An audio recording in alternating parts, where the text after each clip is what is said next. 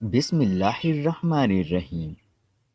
ایک دن اسلامی لشکر کا امیر اپنی عادت کے مطابق نماز پڑھ کر اپنے خیمے کی طرف جا رہا تھا کہ راستے میں ایک بوڑھی عورت نے آگے بڑھتے ہوئے اپنے کانپتے ہاتھوں سے اس کا دامن پکڑ لیا اور کہا، یا امیر میری فریاد سنتے جانا، میری بات کو غور سے سننا۔ امیر نے ایک نظر بوڑھی عورت کی طرف دیکھا اور وہیں رک گیا۔ امیر کے محافظوں نے بوڑھی عورت کو امیر کی طرف بڑھنے سے روکنے کی کوشش کی، مگر امیر نے سپاہیوں کو روک دیا اور کہا، اس بوڑھی عورت کو نہ روکو، میں اس کی فریاد ضرور سنوں گا۔ پھر امیر بوڑھی عورت کی طرف بڑھا اور کہا، اماں جان آپ اپنا مسئلہ بتائیں۔ بوڑھی عورت نے کہا، آپ مجھے یہ بتائیں کہ میرا بیٹا کہاں ہے؟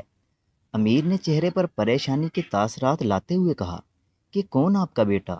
بوڑھی عورت نے ایک زوردار قہقہ لگایا اور کہا کہ مجھے پتا تھا کہ آپ بھی دوسروں کی طرح مجھے پاگل کہیں گے، مگر جب تک مجھے میرے بیٹے کا علم نہ ہو جائے میں آپ کا دامن نہیں چھوڑوں گی۔ مجھے میرے بیٹے کا بتائیں کہ وہ کہاں ہے۔ بوڑھی عورت اپنے گمشدہ بیٹے کو تلاش کرنے کی فریاد کرتے ہوئے بولی، آپ کو تو سب پتہ ہے، آپ چاہیں تو میرے بیٹے کو فوراً ڈھونڈ سکتے ہیں۔ امیر نے پریشانی سے اپنے محافظوں کی طرف دیکھا تو انہوں نے بتایا، یا امیر یہ بوڑھی عورت نیم پاگل ہے۔ آج سے 2 سال پہلے اس کا اکلوتا بیٹا قید خانے میں فوت ہو گیا تھا، مگر اس عورت کو ابھی تک اپنے بیٹے کی موت کا یقین نہیں آ رہا۔ یہ سمجھتی ہے کہ ابھی تک اس کا بیٹا قید خانے میں ہے۔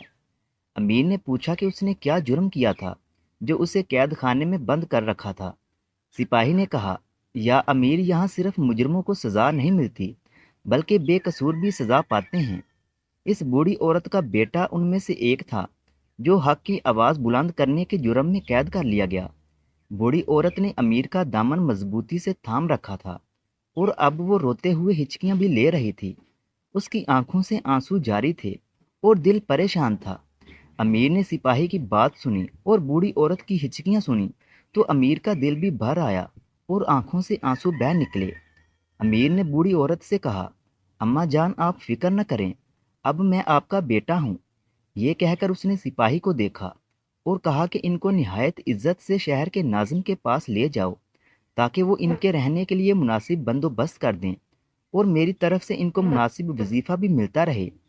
یہ کہہ کر امیر نے بوڑھی عورت کی طرف دیکھا جس کی آنکھوں میں شفقت اور محبت کے تاثرات نظر آ رہے تھے۔ پھر امیر نے اپنے خیمے کی طرف قدم بڑھا دیے اور سب لوگ امیر کے الفاظ کی گونج محسوس کر رہے تھے۔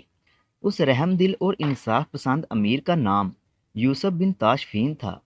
اگر ویڈیو اچھی لگے تو اسے لائک کریں اور مزید ایسی ویڈیوز دیکھنے کے لیے ہمارے چینل علم روم کو سبسکرائب کریں۔ ملتے ہیں اگلی ویڈیو میں، تب تک کے لیے اللہ حافظ۔